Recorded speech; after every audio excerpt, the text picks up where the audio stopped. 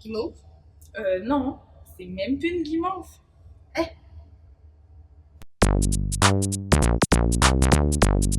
les changements chimiques modifient la nature de la substance. En effet, lorsqu'une substance subit un changement chimique, c'est qu'elle s'est transformée en une ou plusieurs nouvelles substances. Ses propriétés caractéristiques s'en trouvent donc modifiées.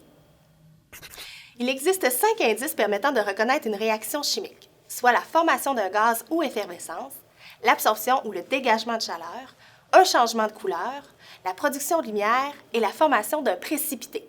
Voyons maintenant chacun d'eux en détail. Certaines substances, lorsqu'elles entrent en contact, peuvent engendrer la production d'un gaz. Celui-ci peut être observé par la présence de fumée, de bulles ou par une odeur qui s'en dégage.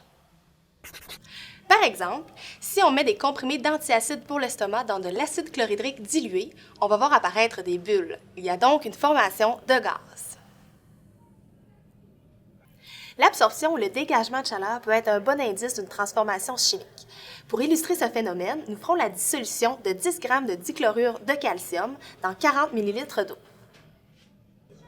Tout d'abord, on mesure la température initiale de l'eau, soit 22,5 degrés Celsius. On ajoute ensuite le dichlorure de calcium et on agite à l'aide de la tige de verre pendant environ 1 minute. En mesurant la température finale de la solution, on remarque qu'elle a considérablement augmenté. Elle est maintenant à 40 degrés Celsius. La réaction dégage donc de la chaleur. Un changement de couleur significatif et non prévisible lors d'une réaction indique qu'elle est probablement de nature chimique. Prenons l'exemple du mélange du jus de chou rouge avec de l'eau de javel. En regardant les deux réactifs, on aurait tendance à croire que l'eau de javel diluerait simplement la couleur rouge du jus, comme ceci.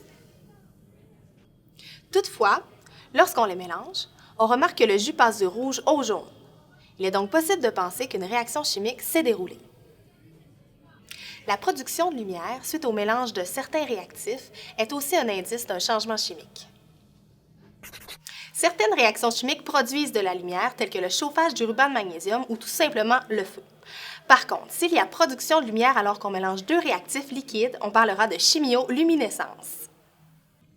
Pour produire notre réaction de chimioluminescence, on mélange du ferrocyanure de potassium, du peroxyde d'hydrogène et de l'hydroxyde de sodium contenant du luminol, ce qui donne lieu à ceci.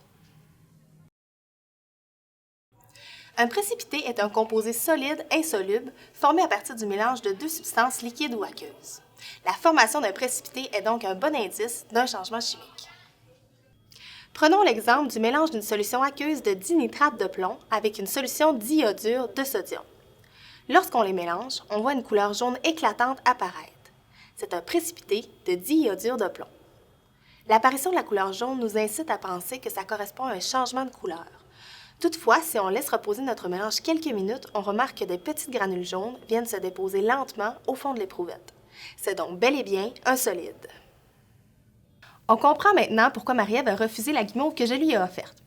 En effet, lors de sa combustion, la guimauve a dégagé de la chaleur, a produit de la lumière, a émis un gaz et a changé significativement de couleur.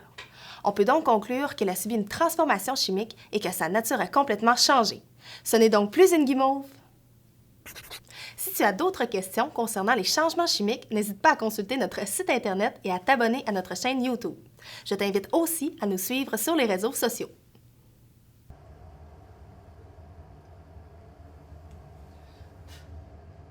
Guimauve?